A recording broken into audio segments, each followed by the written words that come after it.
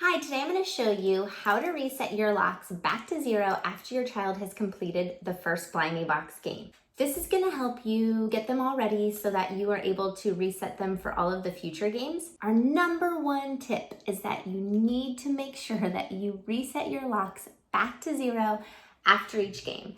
Because what happens is, if you don't, you could easily forget the combination and then you get locked out and you don't remember what it was when you go to reset the next game. Get in the habit of resetting the locks back to 0 after every game so that when you are ready to set up the next game, they're already in 0 and then it's easy to reset to the new lock combination. Another thing that you need to make sure is that when you go to reset a lock, you need to make sure that it is starting in the right combination, the combination that it was used to lock in the first place. If a number is 1 off or something is 1 off, it is not gonna work. I know how kids are. They get really excited for the locks and they wanna like twist them around and then you get it and you're like, oh no, what was the combination? So we always tell our kids that once you open a lock, you need to set it down and you don't play with it. And that way it doesn't get twisted and then usually it stays in the correct lock combination. So for the first game that your child opened, your first Blimey Box game, the codes are red 3-digit lock, the code started at 364. The black 3-digit lock, the code was 435. The red 4-digit lock, the code was 2579. The 5-digit letter lock, the code was BEITY. So those are going to be really important. So let me show you how to reset the locks back to 0. So when you first get your red lock, it was set for 364. That was the code when your child opened the lock. So now I'm going to show you, you're going to start with this code and let's check. So see how it kind of slides in and out easily? We know that that is set for this code.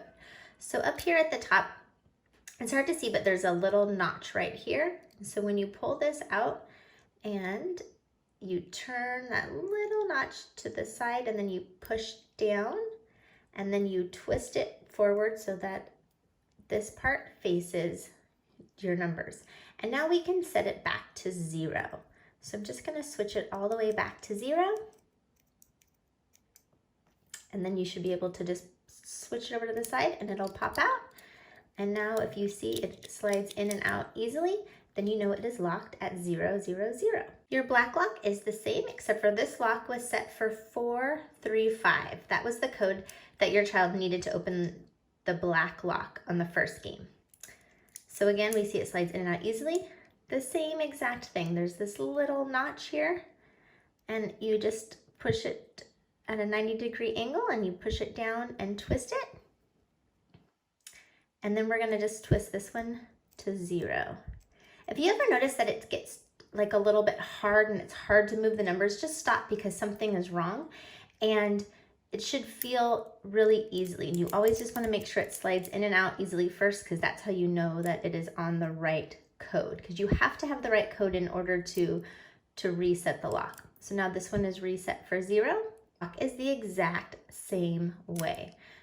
This one for the first game was at 2579. So that's the code you need to have. Let's check to make sure. Yep, it slides in and out easily. So again, this one's a little easier to see. There's this little notch right here. So this comes and you push it down and twist it. Now I'm going to set this one to 0.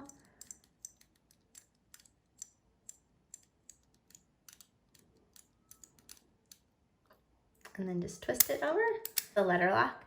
And so there's these little black lines on either side, and that tells you this is where you need to have the correct code. So the code was BEITY, and that was the 5-digit letter code that your child needed to use to unlock this lock.